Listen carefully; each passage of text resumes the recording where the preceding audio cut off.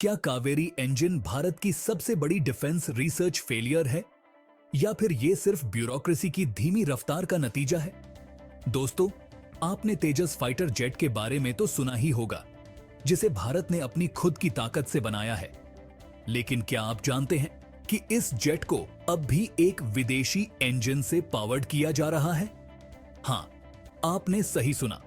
अब सवाल ये उठता है कि इतने सालों की मेहनत, बिलियंस की इन्वेस्टमेंट और 44 साल की R&D के बाद भी कावेरी इंजन क्यों नहीं बना पाया तेजस का हिस्सा? क्या ये इंडियन टेक्निकल क्षमता पर एक सवालिया निशान है या फिर इसमें और भी कुछ छिपा हुआ है जो हमें जानना चाहिए? चलिए सबसे पहले जानते हैं कावेरी इंजन की कहानी। कावेरी इंजन का कॉन्सेप्ट 1979 में शुरू हुआ था। ये defence research and development organisation यानी DRDO का एम्बिशियस प्रोजेक्ट था। इस इंजन का मकसद था भारत को एक इंडिजिनस फाइटर जेट इंजन देना, ताकि देश को विदेशी इंजन्स पर निर्भर ना रहना पड़े। अब जानते हैं कावेरी इंजन के की फीचर्स के बारे में।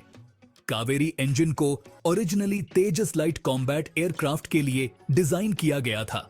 इसका design thrust to weight ratio को इंप्रूव करने के लिए किया गया था। इसमें आफ्टर बर्नर टेक्नोलॉजी के साथ साथ फेडेक यानी full authority digital engine control जैसे एडवांस्ड फीचर्स भी थे, जो इसे अपने टाइम का एक रेवोल्यूशनरी प्रोजेक्ट बनाते थे। जैसे कहते हैं, हमारा इंजन हमारा ही होना चाहिए। कावेरी का डेवलपमेंट क्यों इतना स्लो रहा? अब सवाल यह उठता है कि इतना स्लो क्यों? कावेरी इंजन के डेवलपमेंट में इतनी देरी क्यों हुई? कावेरी को कई टेक्निकल हर्डल्स का सामना करना पड़ा। इंजन की रिलायबिलिटी और ड्यूरेबिलिटी पर लगातार सवाल उठते रहे। शुरुआती ईयर्स में फंडिंग और रिसोर्स एलोकेशन एक मेजर इशू रहा। कई बार इस प्रोजेक्ट को प्रॉपर फाइनेंशियल सपोर्ट नहीं मिला। तेजस एयरक्राफ्ट की रिक्वायरमेंट्स टाइम के साथ चेंज होती गईं और कावेरी इंजन इस स्पेस को मैच नहीं कर पाया। इंडिया के पास फाइटर जेट इंजन्स बनाने का अनुभव नहीं था, जिससे लर्निंग कर्व काफी स्टीप हो गया। लगता है कावेरी इंजन बनाने में इतने साल लग गए कि यह भी सोचने लगा, आराम से काम करेंगे, जल्दी क्या है। अब जानते हैं इसका जियोपॉलिटिकल और स्ट्रेटेजिक इंपैक्ट क्या होगा। पहला है डिपेंडेंसी ऑन फॉरेन इंजन्स।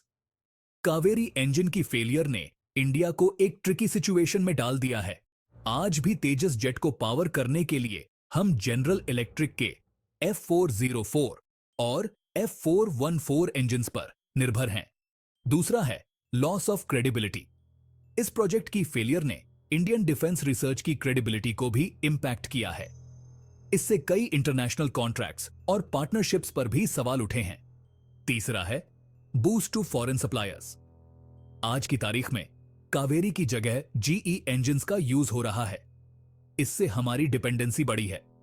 चौथा और सबसे इंपॉर्टेंट है इकोनॉमिक इंपैक्ट। इस प्रोजेक्ट में जितनी इन्वेस्टमेंट हुई है, उसकी वजह से टैक्स पेयर्स का पैसा भी वेस्ट हुआ है। इसका डायरेक्ट असर इकोनॉमी पर पड़ा है और R&D के दूसरे प्रोजेक्ट्स को भी हिंडर किया है। इतने सालों से कावेरी की टेस्टिंग चल रही है। लगता है इससे पहले हम मार्स पर ह्यूमन सेटलमेंट बना लेंगे। चलिए अब जानते हैं इसका फ्यूचर प्रोस्पेक्ट क्या है और भविष्य लिए हम क्या लेसन्स लर्न्ड किए। अब इंडिया फॉरेन पार्टनर्स जैसे कि फ्रांस के सफरान के साथ कोलैबोरेट कर सकता है, ताकि कावेरी इंजन को रिवाइव किया जा सके। कुछ एक्सपर्ट्स का मानना है कि कावेरी को छोटे UAVs या ड्रोन्स में यूज किया जा सकता है, जिससे इन्वेस्टमेंट की कुछ रिकवरी हो सके। इंडिया को अपने फ्यूचर प्रोजेक्ट्स के लिए रियलिस्टिक प्लानिंग करनी होगी, ताकि रिसोर्सेज और कैपेबिलिटीज का सही इस्तेमाल हो सके। हमें हमारे इंजीनियर्स और साइंटिस्ट को एडवांस ट्रेनिंग देने की जरूरत है, ताकि फ्यूचर प्रोजेक्ट्स में ऐसी प्रॉब्लम्स का सामना न करना पड़े। हो सकता है कावेरी इंजन किसी डे फिर से उड़े, लेकिन फिलहाल तो लगता है ये रनवे पर ही स्टक है। तो दोस्तों, इस न्यूज का इंपैक्ट काफी बड़ा है। ये हमें बताता है कि भारत को अपनी डिफेंस रिसर्च कैपेबिलिटीज को और मजबूत करना होगा, ताकि हम फ्यूचर में ऐसी सिचुएशन से बच सकें। साथ ही ये हमें ये भी सीखने को मिलता है कि किस तरह प्लानिंग और एग्जीक्यूशन में इंप्रूवमेंट की जरूरत है। अब आपके थॉट्स क्या हैं? क्या कावेरी इंजन अभी भी एक खोया हुआ कॉज है या इसमें कुछ पोटेंशियल बचा हुआ है? नीचे कमेंट सेक्शन में अपने व्यूज जरूर शेयर करें।